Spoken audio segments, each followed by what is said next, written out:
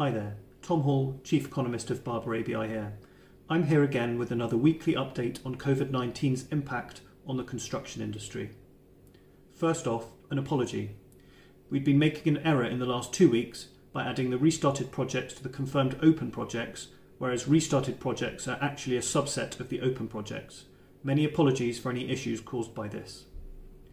This week, we've seen a further major increase in open projects and a comparable decrease in delayed projects.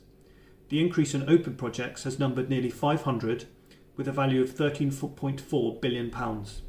We've now over 2,000 open projects, in total with a value of £75 billion. That's £52 billion if you exclude Hinkley Point. Restarted projects now total 1,000 of the above and have a value of £30 billion. That's a weekly increase of nearly 300 by number and 10 billion by value. Meanwhile, the value of delayed projects has dropped by an equivalent £10 billion from 62 billion to 51 billion. That's 4,600 projects down to 4,300.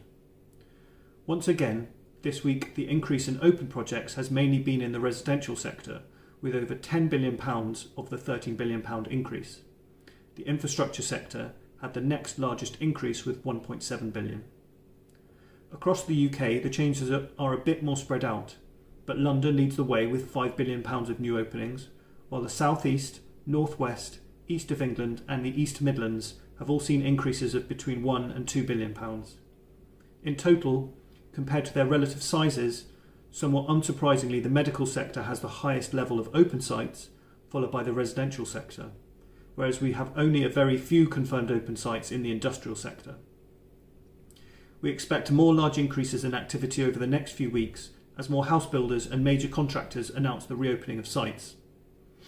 In terms of delays, after the large volumes of reopening sites in London, Scotland is now more of an outlier in delayed projects than previously. The medical and industrial sectors remain relatively the least impacted by site closures. In the planning environment, new applications and decisions continue to hold firm at levels nearing normality. However, the number of new contract awards and tenders remain very weak and has deteriorated again so far in May, though this is only for the last fortnight and obviously over a bank holiday as well.